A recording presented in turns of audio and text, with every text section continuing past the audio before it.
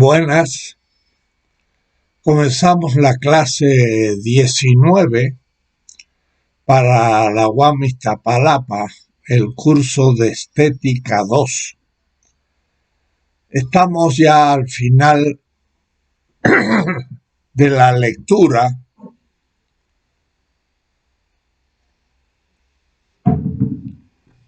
y voy a dar algunas indicaciones para la lectura porque es un poco más claro ya el lenguaje de Hegel y exige menores introducciones.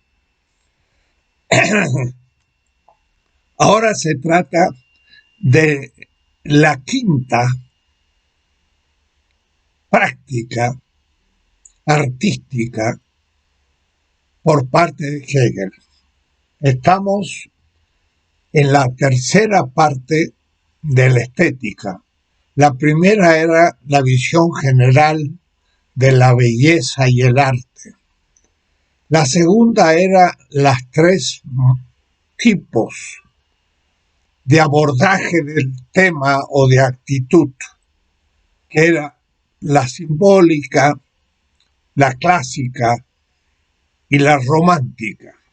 Y la tercera era ya la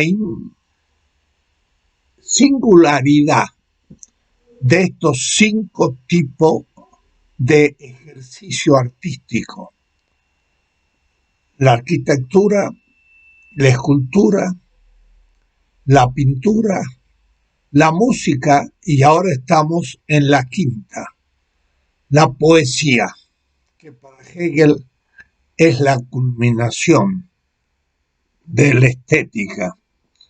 Entonces estamos en la tercera sección, capítulo 3. El primer capítulo es la pintura, el segundo capítulo es la música y el tercero es la poesía.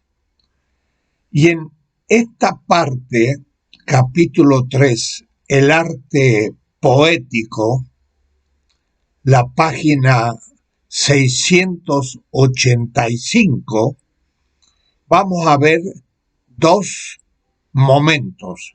Primero, la expresión poética y segundo, las diferencias genéricas de la poética, y estas van a ser la poesía épica, la lírica y la dramática.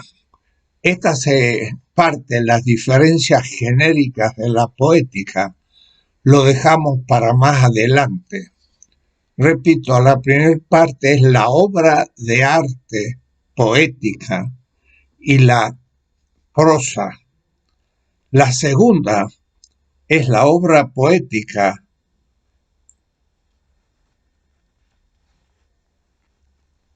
la particularidad, no, tampoco. La obra de arte poética. Y la tercera parte es la subjetividad poetizante. Pero en realidad debo ver que el primer punto A se trata de, vamos a ver aquí, se me pasó rápidamente. La obra de arte poética, a diferencia de la prosa. A. Y B, la expresión poética. La C es las diferencias genéricas y esa ahora no la vemos. Es una larga parte final. Pero vamos a ver las 2 partes, que son la obra de arte poética y la prosa, o como le va a llamar, prosaica en la tradición, pero mejor hablemos de la prosa y la expresión poética. Estas 2 partes son las que debemos hoy expresar. En este capítulo muchas veces, 4 o 5 veces, va a volver a repetir la diferencia entre la arquitectura, la escultura, la pintura, la música, para situarla ante la poética. Y entonces las primeras páginas del 695 comienza a ir siempre hablando, por ejemplo, el templo de la arquitectura clásica exige un dios que la habite y indica las características de la arquitectura. Pero a su vez, la escultura lo erige con plástica belleza y el material que para ello utiliza le da forma según su naturaleza y no resultan exterior a lo espiritual. Ambos tienen una expresión material, los edificios, la creación de la espacialidad en la arquitectura, la escultura, pensando sobre todo en los griegos, y después están los principios figurativos. Y este modo de expresión, tanto subjetivo como particular característico, lo aporta la pintura. Y ahí dice, pues esta rebaja la exterioridad real de la figura a la apariencia más ideal del color y hace de la expresión el alma interna. Y la pintura tiene mucho mayor capacidad de representar eventos y paisajes y situaciones que la escultura, pero también se expresa materialmente en algún elemento. Por último, o por penúltimo, se habla de la música. Eso fue el paso adelante que debimos dar con la música, en la medida que ésta hacía para lo interno, lo interior como tal y el sentimiento, una vez en figuras intuibles, en las figuraciones de la resonancia en sí vibrante de la música. Entonces la música ya no tiene una obra material, sino que es un trabajo sobre el sonido. Está pensando en el modo de la objetivación. Y por eso dice, con ello, en la página 696, el dominio de la representación, que no se queda en la interioridad más abstracta como tal, sino que se configura un mundo como una realidad efectiva, concreta, y se separa de su parte igualmente de la música y da para sí en la poesía una existencia conforme al arte. Ahora bien, la poesía, el arte oral, antes que escribirla fue oral, es el tercero de las artes románticas, la totalidad que unifica en sí los extremos de las artes figurativas, escultura, arquitectura, pintura, y la música en su fase superior, en el ámbito de la interioridad espiritual misma, y sería la poesía como el quinto modo de representación de lo ideado por el artista. Entonces, vemos aquí situado siempre la poesía con respecto a las otras artes y que tienen una distinta manera de expresión y una distinta manera de expresarse en una materia. La lectura no es difícil, pero no es tampoco corta, y entonces hay que ir leyendo despacio. Y dice por último, pero la poesía no puede quedarse únicamente en ese interno representar poético, sino que debe confiar sus configuraciones a la expresión lingüística. La lengua va a ser la manera de la expresión de la concepción poética. Aquí debe a su vez contraer un doble deber, a saber, por una parte, debe orientar ya su conformar interno de tal modo que pueda adaptarse completamente a la comunicación lingüística.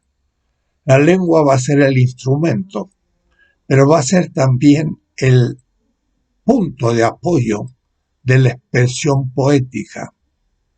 En la arquitectura era la transformación del espacio material. En la escultura igualmente se expresaba la interioridad en un objeto que no tenía todavía la subjetividad como la va a lograr la pintura en un rostro, por ejemplo, y la pintura va a representar sobre materiales tales como un lienzo o aún un muro la interioridad del artista, siempre Hegel pensando en la subjetividad y su obra de arte, la objetividad. La música, en cambio, va a usar el sonido, el oído, y también ya para él es más espiritual, no es la roca de una construcción o un ladrillo, sino ahora es el sonido que se lo va a ir modificando como un canto, como una música, como una melodía, que es el discurso sonoro de la música. Ahora, en cambio, el modo de expresión y el medio por el que se expresa es la lengua. Y la lengua va a ser el modo de exteriorizar la interioridad del sujeto. Y por eso entonces, ¿qué dice? Que va a ser el elemento artístico. Y por otra, no puede dejar este elemento lingüístico mismo, tal como es utilizado por la conciencia común, sino que debe tratarlo poéticamente. Yo uso todos los días y a cada momento y ahora la lengua, pero el poeta lo va a usar de una manera diferente, del modo propio de expresión, tanto en la elección y en la colocación como en el sonido de las palabras. Hay también sonido, pero no es el sonido de la música, sino que es de las palabras. Y las palabras, a su vez, son un fenómeno completamente distinto. De ahí entonces la primera parte de esta, que es la obra de arte poética, a diferencia de la prosa. Es interesante que para Hegel no hay todavía lo que vamos a llamar la novela, 100 años de soledad, aunque él ha hablado, cuando habló de lo clásico y lo romántico, en la segunda parte, de Shakespeare y del Quijote, como grandes obras, y las obras de Goethe, como el uso también de la lengua, pero de una manera distinta que la cotidianidad, la prosa cotidiana, pero ya elaborada Sin embargo, aquí no toca, no era en la época todavía tan fuerte su presencia, el tema de la novela. La novela es obra de arte lingüística y no es ni poesía ni prosa cotidiana, sino es el manejo de la lengua con una narrativa que nos hace recordar de la melodía en la música, pero Hegel no lo trata para nada. Toma la poesía y la prosa, pero la prosa cotidiana, pero no la novela. Claro, esto falta para un tratado contemporáneo del siglo XX tan importante como la novela. Y de ahí entonces que en la obra de arte poética distinta de la prosa cotidiana va a trabajar tres temas. Página 703. En primer lugar, respecto a la diferencia entre el modo de concepción poético y el de la prosa, que en la traducción le llaman prosaico. Yo le voy a llamar prosa porque prosaico suena cacofónicamente, de una manera no muy bella. Prosaico significa vulgar y no se trata de eso, se trata de la prosa. Ver la diferencia entre la poesía y la prosa. Segundo, por lo que a la obra de arte poética y la prosa se refiere, a lo que luego, en tercer lugar, queremos todavía añadir observaciones sobre la subjetividad creadora, el poeta. Entonces, en realidad, va a haber la diferencia entre la poesía y la prosa y en qué consiste el poeta. Y entonces, el primer punto de 3 puntos, porque va a ser la concepción poética y la prosa. Segundo, la obra de arte poética y la prosa. Y tercero, la subjetividad poética, el poeta. Entonces, primero, la concepción poética y la prosa. El contenido de ambas concepciones, que es por un lado la poesía y que es por otro lado la prosa. Y en la página 704 leemos: su objeto correspondiente de la poesía es en cambio el infinito reino del espíritu, mucho más amplio que los demás, porque aún la pintura puede pintar distintos eventos, acontecimientos, personas, muchos más que los que puede mostrar la arquitectura o la escultura. Pero la poética puede aún más que la pintura.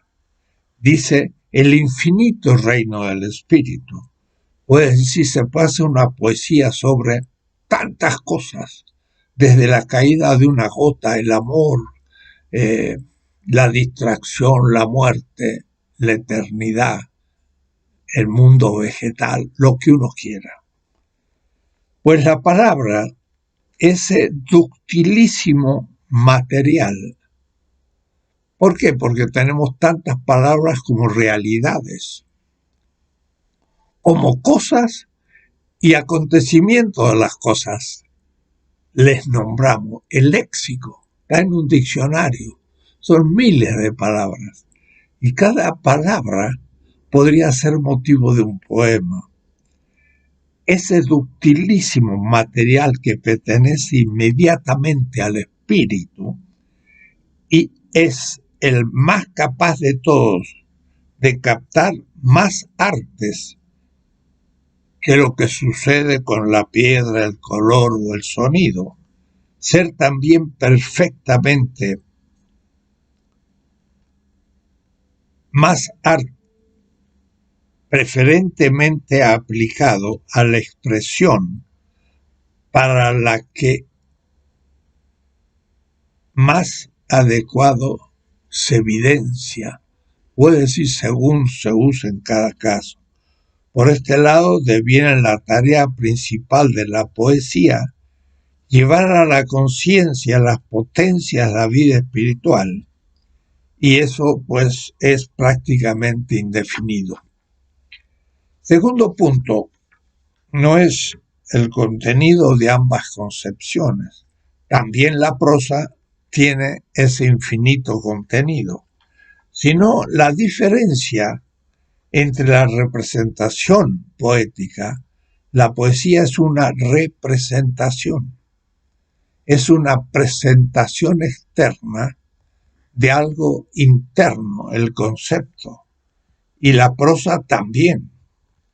La poesía es más antigua que el habla de la prosa artísticamente desarrollada. ¿Por qué la poesía es más antigua que el habla de la prosa artísticamente desarrollada? Quiere indicar un poco de que el ser humano, para transmitir el conocimiento, por ejemplo, de una generación a otra, poetizó la lengua para recordarla. Y entonces la prosa adquirió desde un origen un sentido poético. Y dice que el habla de la prosa artísticamente desarrollada es la representación originaria de lo verdadero, un saber que todavía no separa lo universal de su existencia viva en lo singular, ni contrapone entre sí ley y fenómeno, fin y medio, ni luego lo refiere a su vez entre sí mediante el razonamiento, sino que sólo capta lo uno y lo otro. El pensamiento poético es directo a la cosa y se detiene en ella. No es argumentativo, es impactante, es mostrando algo no pensado que admira porque no se lo había visto de esa manera nunca. Por eso no expresa solo figuramente un contenido para sí, ya conocido en su universalidad. Por el contrario, se demora, conforme a su concepto inmediato, en la unidad sustancial de lo que está contemplando, que no ha hecho todavía tal separación y mera referencia entre lo universal y lo concreto. El poeta penetra, diríamos así, la experiencia de cada cosa y le saca un contenido no pensado, no universal. Puede contemplar el canto de un pájaro y quedar indicando su singularidad. Por eso entonces que la poesía es un modo de sacar a la prosa de su cotidianidad, mostrándole lo que tiene de sí oculto.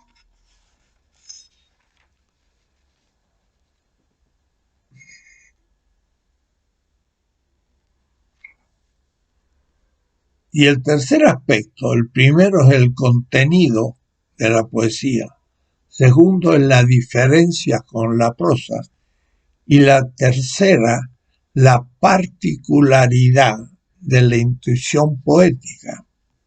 Y este punto en la página 700 7 dice: ahora bien, o dejemos esto, puesto que la poesía no tiene por objeto lo universal en abstracto, y menos científico, la ciencia no toca aquí, sino que llega a la representación, lo racional individualizado, porque toma el fenómeno en sí y muestra algo inesperado, precisa totalmente de la determinación de un carácter que le da el punto de apoyo. Y de pronto aquí Hegel salta a la cultura y a la cultura nacional.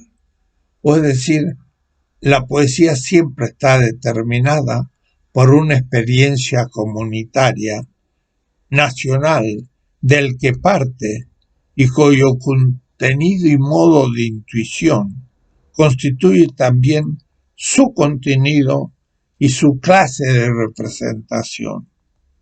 Y llega, por tanto, a una plenitud de particularización y peculiaridad. Llega entonces a penetrar el fenómeno individual a una profundidad que no había yo antes considerado en la prosa cotidiana. La poesía es por ello entonces siempre situada. Es la poesía oriental, la italiana, la española, la inglesa, la griega, la alemana, porque está ligada a las lenguas de cada nación. Entonces ese medio se transforma en una determinación de la poesía. Todas son completamente diferentes en espíritu, sentimiento, concepción del mundo, expresión. Aquí Hegel muestra el sentido nacional de la particularización de la intuición poética. Es siempre la expresión de un pueblo. Es latinoamericana, es mexicana. Y hay que entrar a esa peculiaridad para ir desmantelando el misterio de su expresión. Y, por último, compara de nuevo el arte poético y la prosa. Las multilaterales consideraciones que a este nuevo objeto invita pueden compendiarse y ordenarse de tal modo que, en primer lugar, pongamos de relieve lo más importante, lo que concierne a la obra de arte poética en general, siempre. Hegel, primero lo general.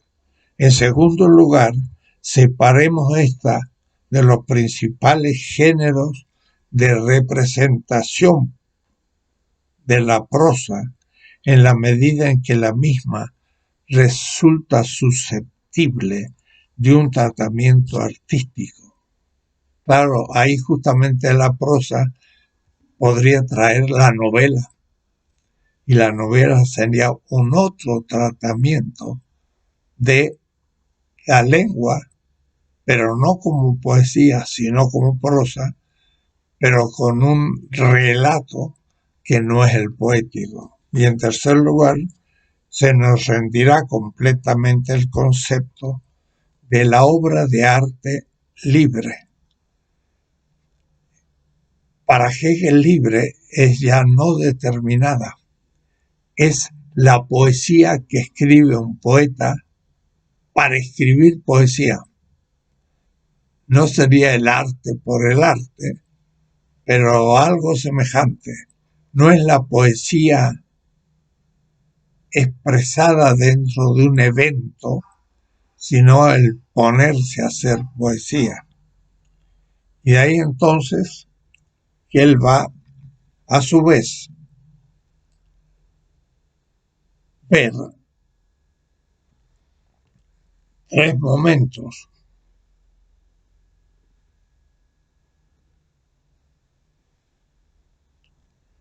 La obra de arte poética y la prosa, en general,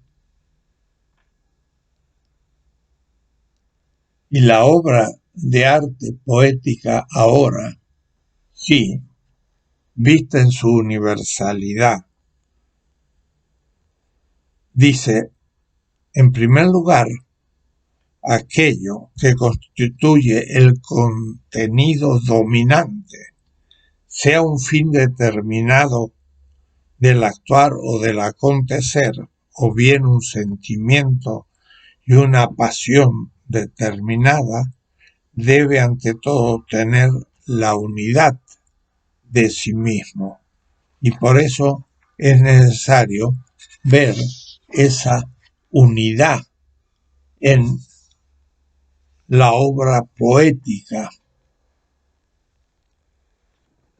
Más adelante nos dice, somos conducidos por tanto a un punto perteneciente a la articulación orgánica, a saber, a la particularización de la obra de arte en sí, en partes singulares, que para poder entrar en una unidad orgánica debe aparecer para sí misma desarrollada.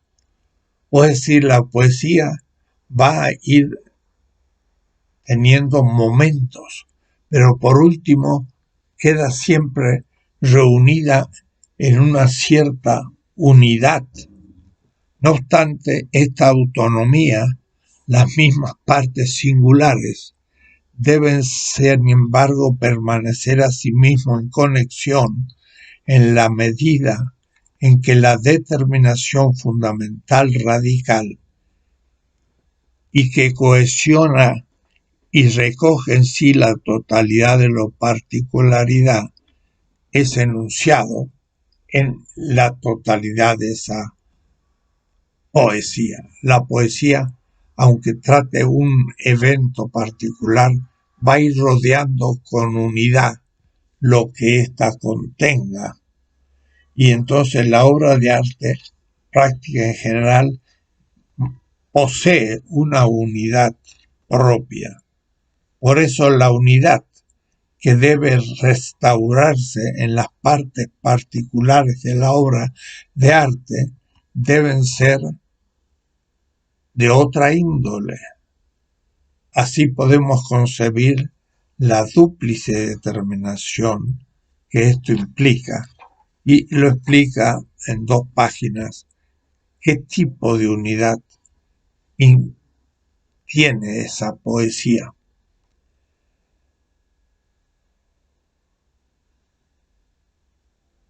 La segunda observación es ahora la diferencia con la historiografía y la retórica.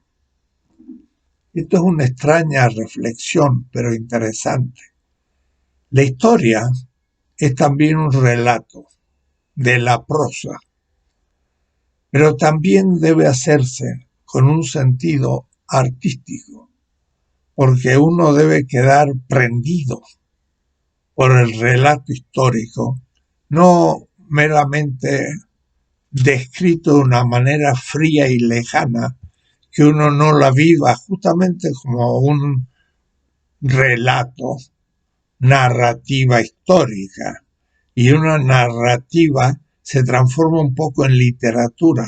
Por eso que los grandes historiadores captan la atención del lector, porque también tienen esa unidad que tiene la poesía y logran también una cierta expresión artística. Pero Hegel le interesa mostrar la diferencia con la visión historiográfica de la lingüística, diríamos, y sobre todo con la oratoria. La oratoria también es un uso lingüístico, no como la poesía, no como la novela. no como la historiografía, no como la prosa cotidiana, sino la oratoria es también un poner la atención en la representación lingüística. Piensen ustedes Cicerón cuando hablaba en el Senado, o el curso de retórica de Aristóteles, que en el fondo era la finalidad del liceo, porque los alumnos de la aristocracia ateniense iban a estudiar filosofía para aprender a hablar, claro, en ese caso ya argumentativamente, porque había que discutir en la asamblea del demos, del pueblo, argumentos para llegar a una decisión de los 500. Y entonces tenían que llegar a un consenso. Pero para eso era necesario un dominio del lenguaje racional, pero al mismo tiempo artístico. Y por eso que la gente escuchaba con atención la capacidad de expresión oratoria. La oratoria era un arte, pero no era un arte como la poética, como la historiografía, y no era tampoco la prosa cotidiana, no, tenía un estatuto artístico, pero no era la poesía, pues la poesía no se dirigía a la asamblea para, por una parte, cautivarla y por otro, dar razones para llegar a consenso, sino que la poesía movía el sentimiento de la aicesis, la emoción estética, por la captación de la singularidad del evento que se poetiza. Y entonces es un manejo distinto de la lengua. Y esto es en lo que consiste. La diferencia con la oratoria lo dice en la página 717. Por eso la retórica pierde también por este lado su libre figura y deviene una intencionalidad, un deber ser que, respecto a la consecuencia del acto de la oratoria, tampoco encuentra su cumplimiento en el discurso mismo y su tratamiento artístico. La obra de arte poética no tiene como fin más que la producción y el goce de lo bello. La producción y el goce de lo bello. Mientras que la oratoria tiene como fin convencer al otro con un argumento para tomar una decisión. Y dice, fin es esa producción y goce de lo bello, es el fin y consumación que reside aquí inmediatamente en la obra, por tanto autónomamente acabada en sí, y la actividad artística no es un medio para un resultado situado fuera de ella. Uso el verso para convencer, sino un fin que integra inmediatamente consigo mismo en su ejecución, porque se logra ese goce ante lo bello de lo cotidiano presentado por el poeta. Pero en la oratoria el arte solo tiene la posición de un accesorio llamado en auxilio. Es bello el modo como se habla para convencer políticamente al otro en la asamblea.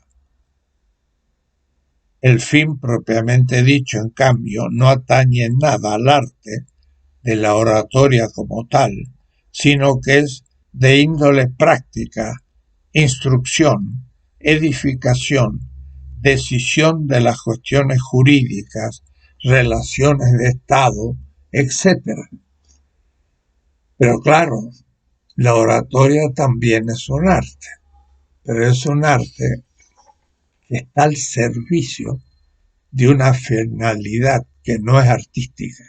La poesía se propone el gozar lo bello, y eso es una experiencia particular propia.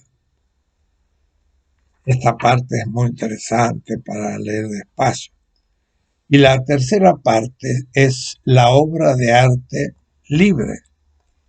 Y justamente la obra de arte poética libre, lo libre significa escribir una poesía para que el que la lea goce la belleza del problema, del acontecimiento, puesto como objeto del poeta. Y entonces, en este respecto, debe la poesía, para no caer igualmente en la prosa, evitar todo fin que resida fuera de la poesía y del puro goce artístico. Esto sería para discutir más, pero es por de pronto lo que piensa Hegel. La poesía se propone el goce estético. Ahora habrá que definir qué es lo que es el goce estético. Justamente al final del tratado lógico filosófico de Ludwig Wittgenstein, él dice: lo científico es mostrar cómo algo es. Lo místico, que simplemente sea. Y ahí lo místico es lo artístico. Muestra no cómo es, sino que es. Y lo goza en su realidad. Esa es la poesía. Y entonces dice: el fin no debe residir fuera de la poesía y es el puro goce artístico, pues si le interesan esencialmente semejantes intenciones como gozar la belleza, el punto de la obra poética ha descendido de la libre altura en cuya razón sólo muestra ser ahí por sí misma y a la esfera de lo relativo, o bien se origina una ruptura entre lo que pretende el arte y aquello que exigen las demás intenciones, o bien el arte, en contraste con su concepto, es consumido solo como un medio y degradado a servicio de un fin.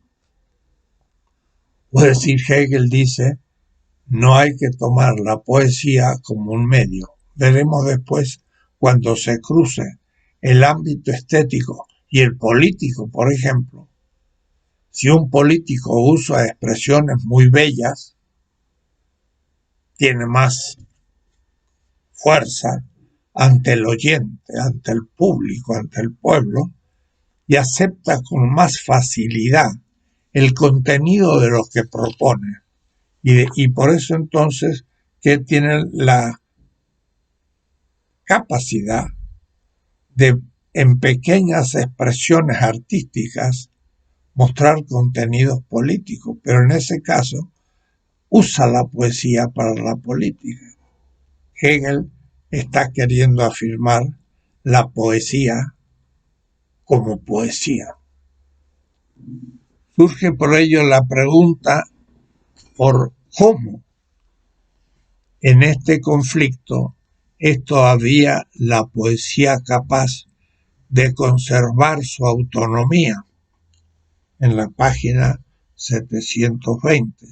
Sencillamente porque no considera ni plantea la ocasión externa previa como el fin esencial y en sí, en cambio, solo como un medio. sino que a la inversa atrae así la temática de esa realidad efectiva y configura y desarrolla con el derecho y la libertad de la fantasía ese tema como poesía y no como una realidad práctica.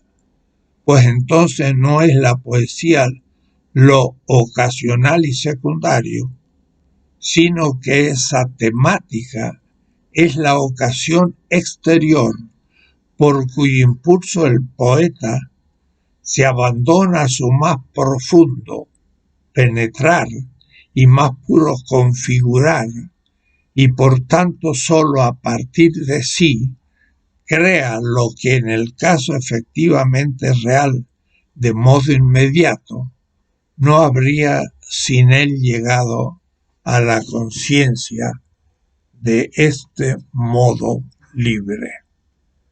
O es decir, hurgando y hurgando en el tema, pero buscando su belleza, llega entonces a que el lector sienta sentimentalmente, emotivamente, una realidad que le estaba antes indiferente o ausente. Y entonces se abre al último punto de esta parte, que es la subjetividad poetizante. El poeta. ¿Quién es el poeta? ¿Qué es lo que hace? En este respecto, dice en la página 720, la tarea del poeta de ejercer la poesía libre de otra finalidad en comparación con los demás artistas, el escultor, el arquitecto, el músico, puede considerarse como más fácil y como lo más difícil.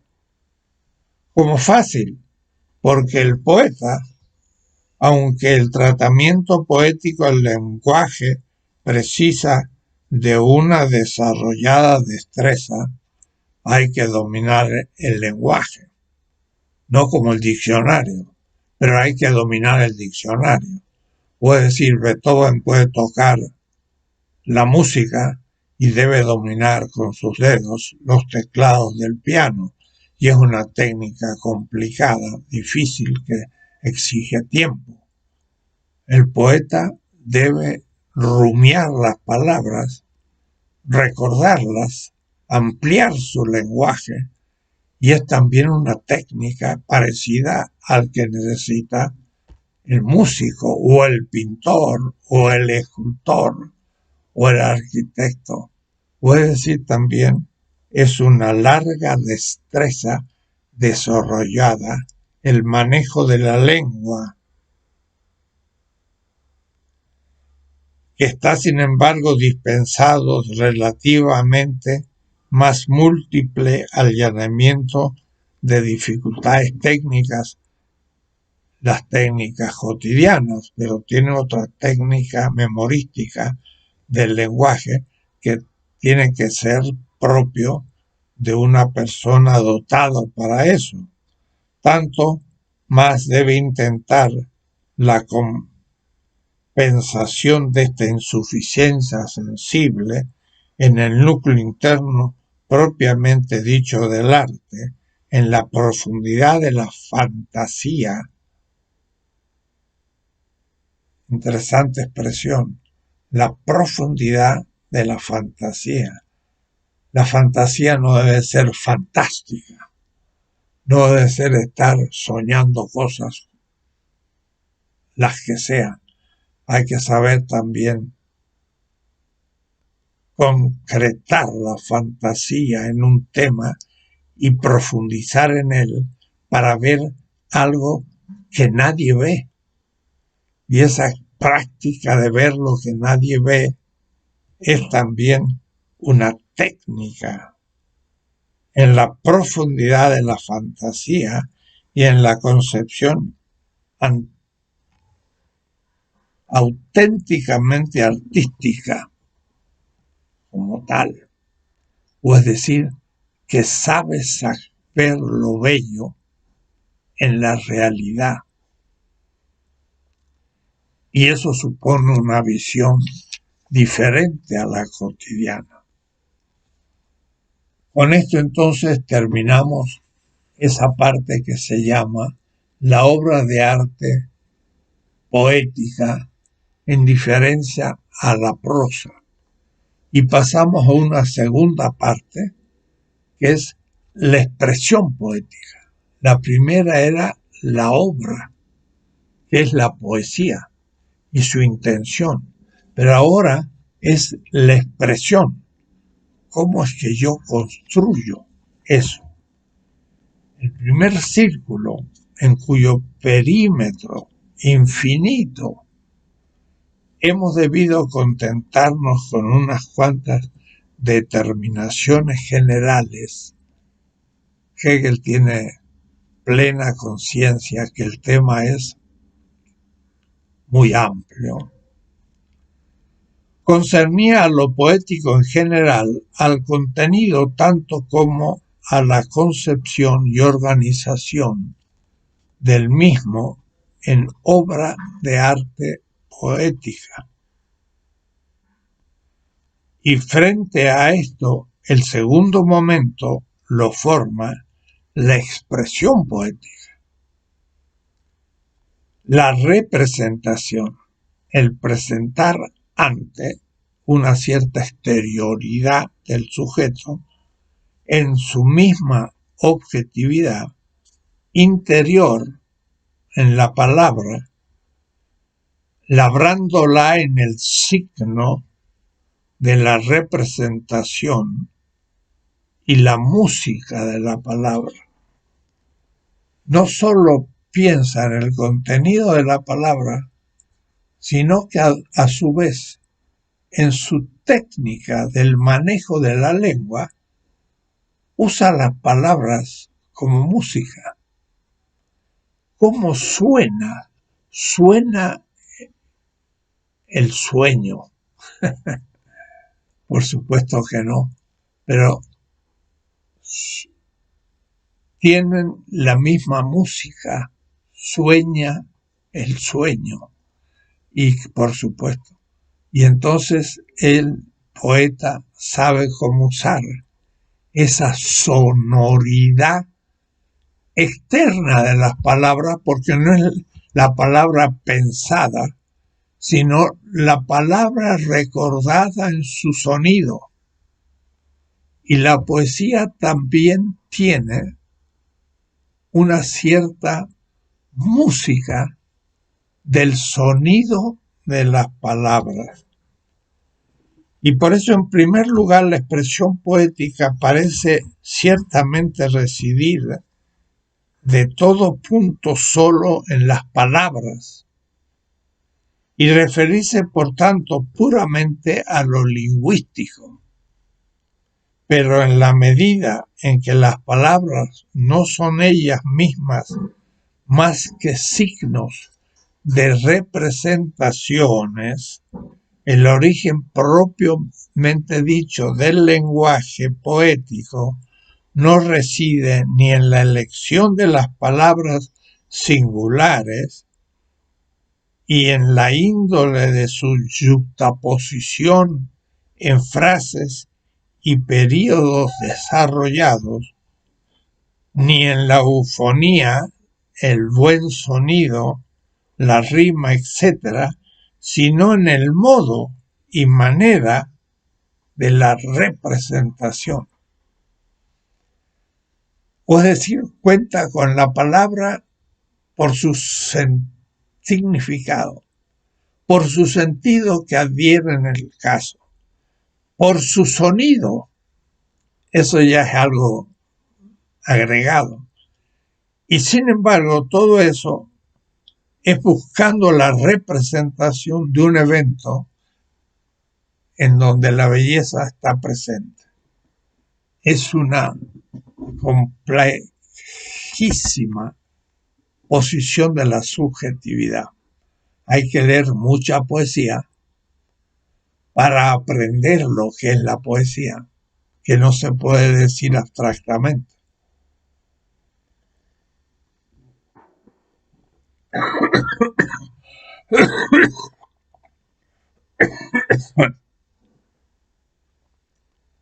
Y de ahí entonces que la representación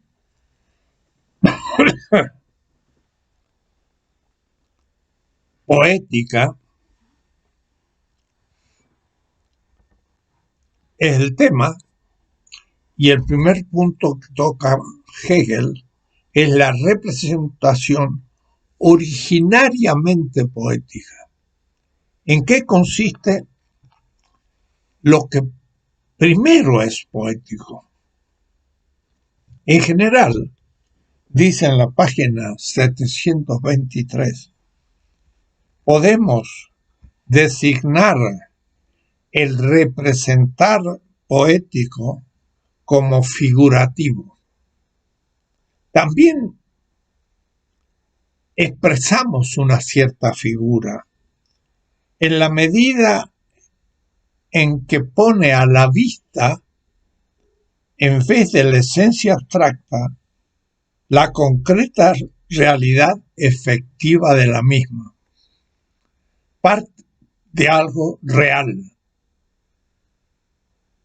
en su realidad, en vez de la existencia contingente, una apariencia tal en ella inmediatamente reconocemos a través de lo externo mismo y su individualidad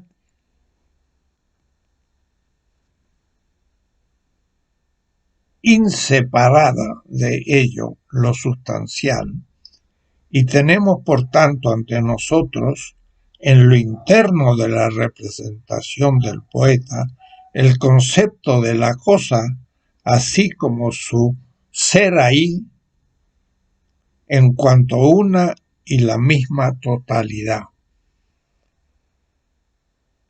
Es la manera de Hegel de ir manifestando que se ve la existencia concreta de algo. Si se va a hablar del amor, no se va a una definición general, sino a un ente amado o el amor manifestado en concreto. Y entonces se va tejiendo esa singularidad que es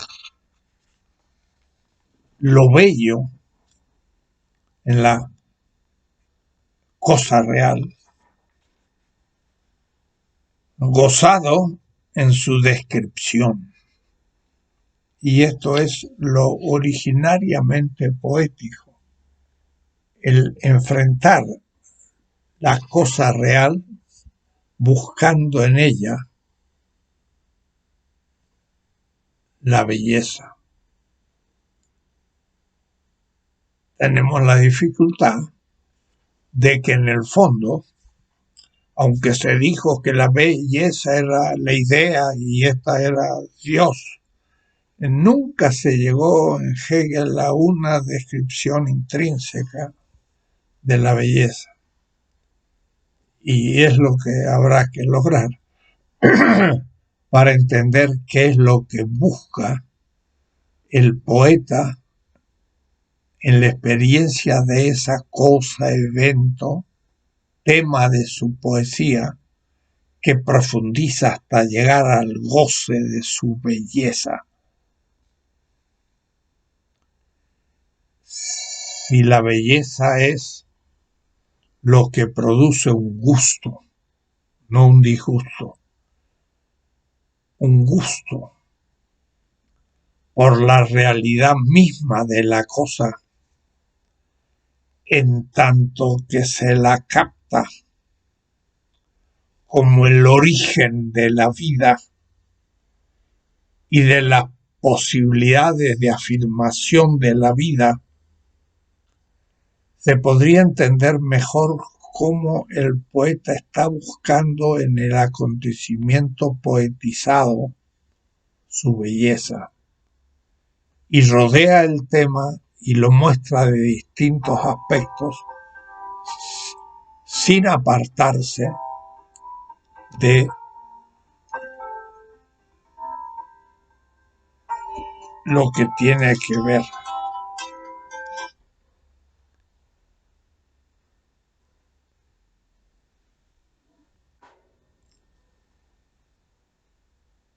Y esta manera de ir a la cosa misma para gozar su belleza no es la representación de la prosa, que es mucho más descriptiva.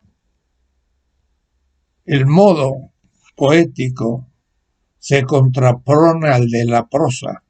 Ahora bien, lo que en la prosa interesa no es lo figurativo, sino el significado como tal, que toma su contenido, por donde el representar deviene un mero medio para llegar a la conciencia, al contenido de la cosa. No tiene por ello la necesidad ni de ponernos ante los ojos la realidad precisa de sus objetos, ni, como en el caso de la expresión figurada, de evocar en nosotros otra representación que vaya más allá de lo que debe ser expresado. Se mantiene en el tema, lo profundiza hasta llegar al goce de su belleza. Y eso es una actitud contemplativa que es justamente lo poético. Esto sería el primer tema. El segundo, la representación poética no es de la prosa. Y la tercera, la representación poética que deriva de la prosa. Se puede hacer poesía de un tema descrito por la prosa. Y por eso es la representación poética que deriva de la prosa. Ahora bien, aquí la poesía precisa de una energía más intencional para, a partir de la habitual abstracción del representar cotidiano, imponerse en la vitalidad concreta. Pero si alcanza esta meta, no solo se salva de esta separación entre el pensamiento que va a lo universal y la intuición y el sentimiento que aprende lo singular, sino que al mismo tiempo libera estas últimas formas de aprender lo singular, así como su material y contenido de su mera utilidad, y los conduce victoriosamente hacia la reconciliación con lo en sí universal. Lo prosaico va a lo concreto o universal útil, mientras que la poesía no le interesa la utilidad de la cosa, sino su belleza. No va a otro fin, sino se mantiene en lo anterior, es la cosa misma, que se la piensa como objeto del goce en su belleza. Y logra descubrir esa belleza en cualquier cosa, el poeta. Y ahí está su capacidad poética, en encontrar la belleza en cualquier cosa, aún cotidiana. Un arroyo por el que hay agua, de pronto escucha la sonoridad de la caída del agua pura y la describe de una manera que uno entiende la belleza del agua y el agua que necesita para vivir. Es muy interesante la representación poética que deriva de la prosa. El segundo punto en la expresión poética es la expresión lingüística. Por supuesto, lo poético es lingüístico. Y entonces estamos usando la lengua como el material sobre el que se construye la poesía. Y entonces va a hablar de nuevo de tres temas. El lenguaje poético en general, los medios poéticos para hablar y la diferente aplicación de los medios. Tres temas. El primer punto es la expresión lingüística en general. En la página 727 nos dice: el arte debe en todos los respectos ponernos en un terreno distinto del que ocupamos en nuestra vida ordinaria, así como nuestro representar o actuar religiosos y en las especulaciones de la ciencia. Este es un punto que vale para todo lo que hemos dicho. Repito, el arte debe en todos los respectos ponernos en un terreno distinto del que ocupamos en nuestra vida ordinaria. Es necesario salir del ser en el mundo cotidiano e integrarnos a otro mundo, a otro campo, el campo estético. Y esto lo sabe hacer el artista. Lo ha estudiado, lo ha visto, practicado por otros, lo ha tenido por naturaleza. Saber trascender el mundo cotidiano y situarse en otro mundo. En ese mundo en donde se busca la belleza de las cosas. No su utilidad, su funcionamiento, su practicidad, muchas maneras, no políticamente para usar las cosas como medio para el ejercicio del poder, o económicamente para usar las cosas para sacar ganancia, sino para ver las cosas en tanto bellas. Es un campo propio y es el campo de la estética. Y el artista está ahí y por eso a veces tanto sufre. Y sufre del salir de la cotidianidad para ver las cosas de otra manera y luego cómo reproduce su vida cotidiana si no le ha interesado la cotidianidad desde lo más superficial, de donde saca un medio de vida, un sueldo, para un dinero con el cual pueda comer. No le interesa, eso es la utilidad, está ocupado en otro mundo. El arte debe en todos los respectos ponernos en un terreno distinto del que ocupamos en nuestra vida ordinaria.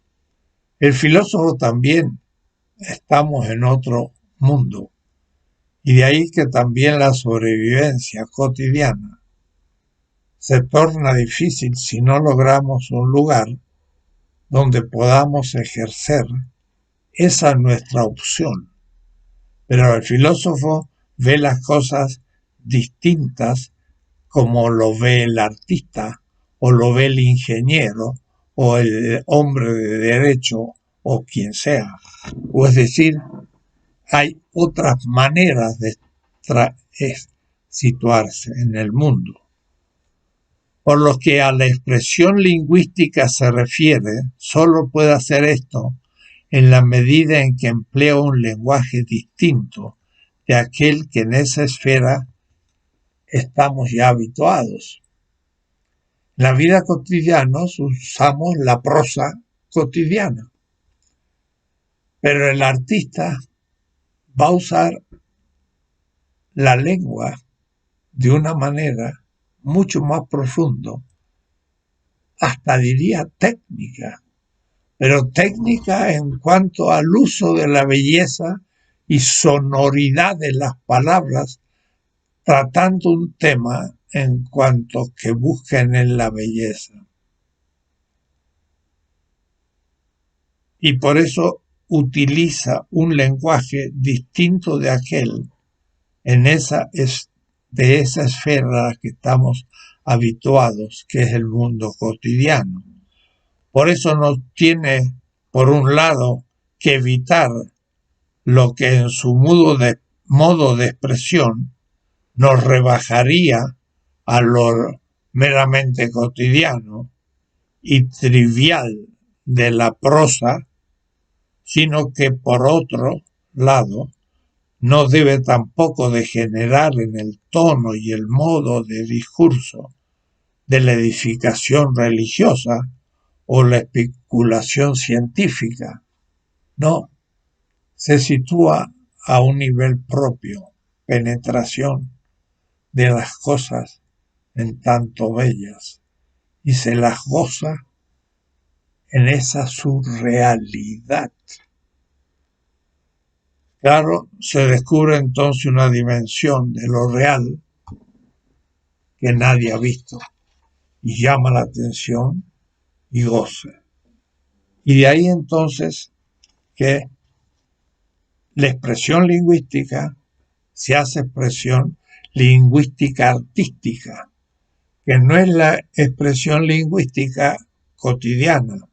Y el lenguaje poético entonces es el que habla en ese horizonte no cotidiano. Y los medios del lenguaje poético, pues también son algunos. El artista usa ciertos medios, instrumentos diríamos así, pero lingüísticos. La poesía puede aquí bien aferrarse a lo arcaico y por tanto menos usual de la vida ordinaria.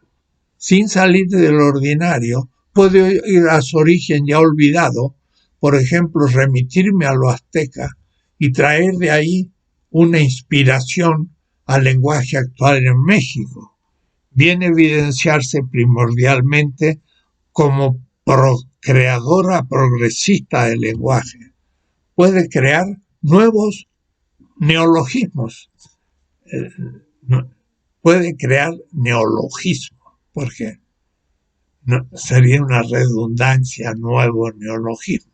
Puede crear nuevas palabras para una otra experiencia de ese acontecer en ese momento.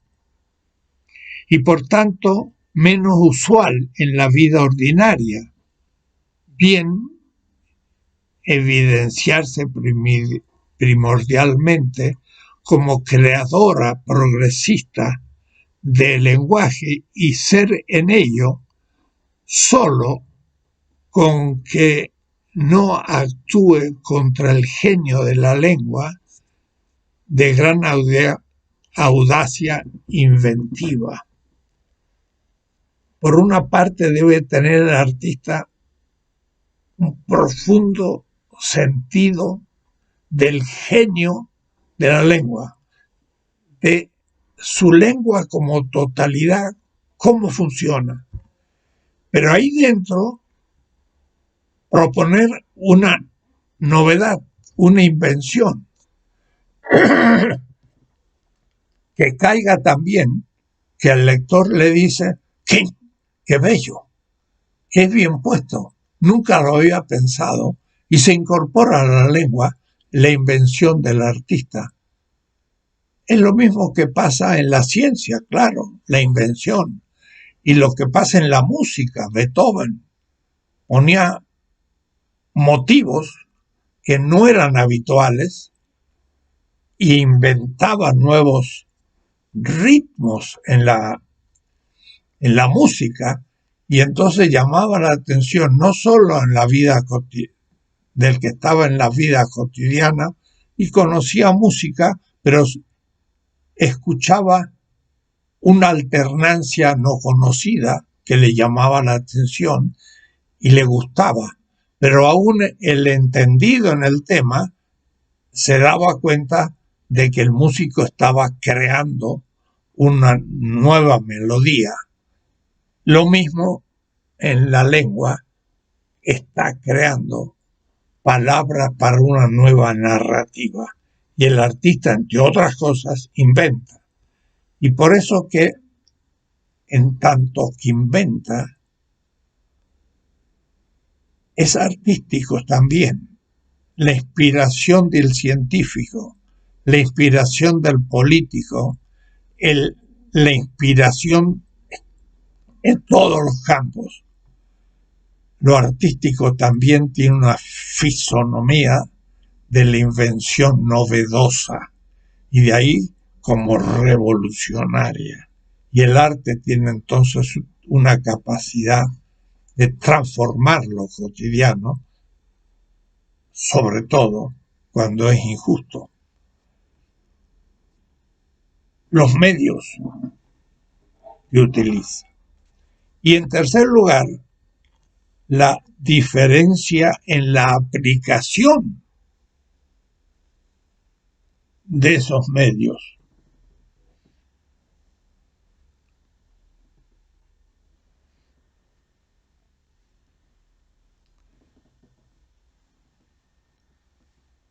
¿Cómo se aplican los medios? Por lo que el artista domina esa penetración de las cosas expresada lingüísticamente de una manera innovada. Además, la dicción poética puede por su parte devenir viva en un pueblo, en una época en que el lenguaje no esté todavía evolucionado, sino que la poesía misma recibe el desarrollo propiamente dicho. Ese momento épico en que la poesía va inventando la lengua. En el caso del discurso del poeta, como expresión de lo interno, es ya en general algo nuevo que suscita la admiración, pues con el lenguaje se descubre lo hasta ahora velado. El poeta, al penetrar la cosa en sí misma, sin un sentido utilitario, descubre una veta que le expresa con una nueva palabra y crece el mundo del espíritu o la cultura en la expresión de Hegel. Esta nueva creación, y ahí es el momento creativo del arte, aparece como un milagro de un don y una fuerza cuyo hábito todavía no ha aparecido, sino que para el asombro del ser humano deja por primera vez desplegarse libremente lo profundamente guardado en su pecho, en el interior, lo expresa por primera vez. Y entonces el que escucha una expresión novedosa que aprende y crece su lengua y su capacidad de expresión humana. En este caso, lo principal es la potencia de la exteriorización, la creación del lenguaje, pero no la formación y el desarrollo multilateral del mismo. Hegel ha llegado aquí a un punto muy interesante, que es la lengua, la estética como creatividad. Y esto habría que, en una estética de la liberación, acrecentarlo muchísimo. Es casi una acción mesiánica el crear nuevas experiencias de lo mismo real, cotidiano, sacar aspectos que no han sido vistos y nombrarlos con nuevas palabras. Y entonces crece la cultura y el ser humano el artista es un constructor de mundos nuevos. Pero ahora bien, y en segundo lugar, cuando se amplía el círculo, se amplía por la creación de las representaciones con la intervención de la reflexión, se multiplican los modos de asociación, crece la habilidad para proceder por tales vías de representación y también la expresión lingüística se desarrolla con toda soltura, entonces adquiere la poesía una posición completamente alterada desde el punto de vista de la dicción. Entonces, pues, tiene ya un pueblo un acuñado lenguaje de prosa de la vida ordinaria y la expresión poética para suscitar interés debe ahora desviarse de ese lenguaje corriente y ser hecha de nuevo elevada y rica por el espíritu. Y esa es la función creativa de la poesía, que es tan, pues, considerada en tanto creativa. Y el modo, a su vez, como el artista muestra lo nuevo, en cuanto al goce de la belleza de la cosa más cotidiana, el modo es justamente lo que Hegel va a llamar la versificación. Es decir, el primer punto de este tema, la expresión poética, tiene tres temas.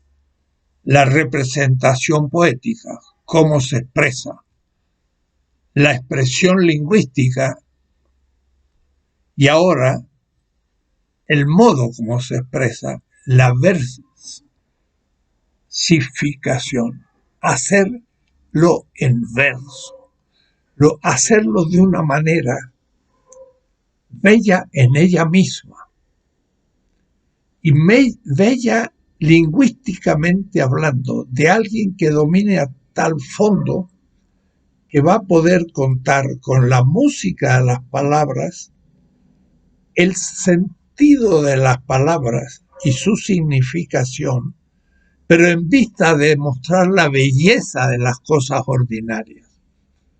Es una belleza a 2 y 3 niveles. Es una bella expresión de la belleza de las cosas reales. Y la versificación entonces son maneras de expresar la lengua que exige una gran elaboración y conocimiento por parte del artista. Y el artista, poeta, es el que domina justamente esto. Piensan ustedes, Dante, la Divina Comedia, que de paso hasta el título ya empieza a ser poético. La Divina Comedia, no la Divina Tragedia, ni la dramática divina, sino la comedia. Y la comedia suena a risa, suena a payaso, suena a reírse de las cosas. Es una comedia. La comedia, al fin, de un largo proceso, termina felizmente. La comedia. Y por eso que él ve la historia como una comedia, no como algo dramático o trágico como los griegos.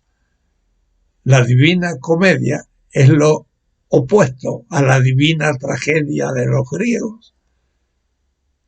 Y toda esa obra, que es una obra entera, es poética y es rimada. Y entonces tiene el artista una capacidad infinita a la lengua que logra la palabra, que por su sonoridad debe estar ahí, pero al mismo tiempo por su contenido, describiendo la belleza de una realidad o el horror de una realidad, porque también lo feo entra en la descripción del infierno de Dante también. Entonces, la versificación es un modo muy antiguo que usa la poética. Entonces, la versificación es un ritmo. La música tiene un ritmo, pero la vida cotidiana tiene un ritmo. Si yo hago algo y lo dejo quieto, ya no siento más. Es necesario volver a repetir. Permítanme, hay un ritmo en la relación sexual. ¿Y por qué?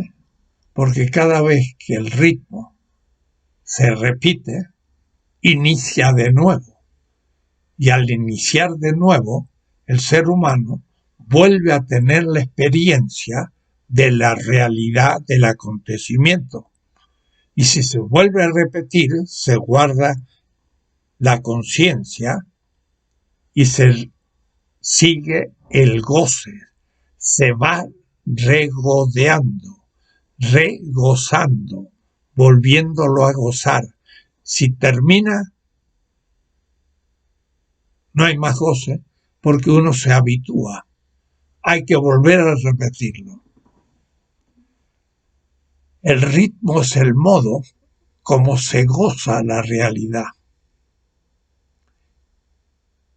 Y digo, esto es justamente el modo como se realiza el acto sexual, que es un acto profundamente artístico y tiene un ritmo. Pues bien, la cuestión es buscar en la lengua una manera de ritmar, o es decir, de relanzar el goce de lo emprendido. Y eso se hace por la versificación y los modos que existen de versificar. El tema realmente se trata muy a fondo en la rima. Lo rítmico significa que se vuelve a repetir el acto. Y la rima es lo que en la lengua permite esto. Y entonces esa parte de la rima habría que leerlo muy despacito.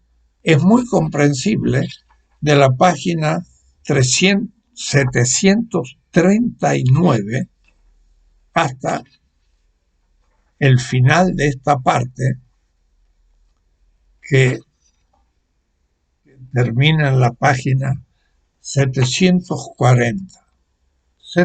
39 a 46. Son pocas palabras. Muestra el distinto modo de la rima en las distintas culturas. La rima no termina con las mismas letras en cada uno de los expresiones lingüísticas. En algunas lenguas la rima empieza en la primera, al principio de la frase, con una letra igual y va siendo la misma, pero al principio, no al final. Otras no tienen propiamente letras iguales para mostrar la rima, sino, por ejemplo, en las lenguas que hay vocales largas o vocales cortas, los griegos, se puede entonces poner que termine en una vocal larga, y hay una cantidad enorme de reglas de la rítmica que se concreta en la rima, y hay distintos modos de la rima. Y aquí Hegel, pues, en realidad entra a minucias lingüísticas que no son tan filosóficas, pero que indican justamente esa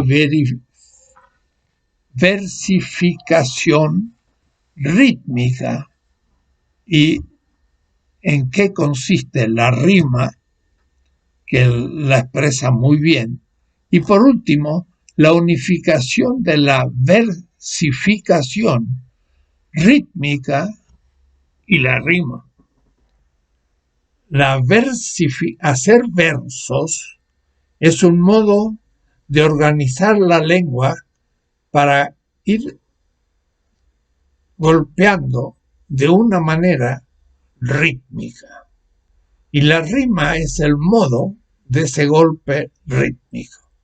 Es muy interesante la lectura de esta última parte y se las dejo que leen porque es muy fácil comprensible, y con esto habríamos terminado la lectura de las dos primeras partes de la poesía.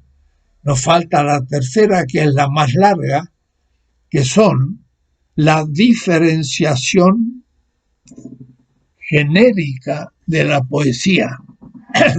La poesía épica, la poesía lírica y la poesía dramática, que es el final de la obra, pero muy larga. Son más de 100 páginas. La última clase, que va a ser la próxima, la clase 20, y con lo cual habremos hecho una primera lectura de las lecciones de estética de Hegel. El que intentara hacer un trabajo sobre Hegel, por supuesto, debe entonces ahora comenzar la segunda lectura para atar todos los cabos. Después de lo cual habría que empezar a leer los comentarios de otros autores sobre la estética de Hegel, pero entonces uno ya tendría dos lecturas con la cual entendería qué están diciendo autores sobre Hegel. Y entonces en el tercer momento uno podría empezar a describir desde un punto de vista propio de qué se trata la estética de Hegel. Pues el libro no es pequeño y lo hemos leído y no lo he relatado entero, pero está todito marcado y me ha servido mucho para entender muchos aspectos de la estética, porque en general no hay estéticas que abarquen, que pretendan abarcar la temática general de la estética filosófica. Hegel tuvo una vocación muy especial por la estética porque tenía un litigio y un debate con Schelling. Para Schelling, la estética era la culminación de la filosofía. Para Hegel, hemos visto, el espíritu absoluto se expresa primero en la estética, luego en la religión y por último en el saber absoluto, que es la filosofía. Quiere decir que la estética es una propedéutica de la filosofía de la religión y esta de la filosofía como tal. Mientras que para Schelling la estética era el final, era un poco la mística. Ya veremos esos temas en un curso más sistemático de la estética, porque Schelling también propone cosas muy interesantes y fue el que descubrió la temática. Hegel estaba pues preceptor en Berna de un noble perdiendo un poco el tiempo, y Schelling era profesor titular de Jena, la más grande universidad filosófica, porque ahí estaba Fichte y ahí estaba Schelling, que a los 19 años empezó a ser profesor universitario, una cosa única, y que después, ya a los 25 años, invita al pobre Hegel medio fracasado, que ya tiene 30 años, y lo invita a Jena, y Hegel en el 1800 llega a Jena, y entonces empieza a discutir con Fichte y con Schelling, y claro, entonces ahí entra a agarrar la temática de la época, y su estética es en debate con Schelling, y por eso es tan descriptiva, porque para Schelling había sido muy importante. Quiere decir que le debe a Schelling la inspiración de la importancia de la estética. Terminamos entonces por hoy esta clase. Hasta luego entonces.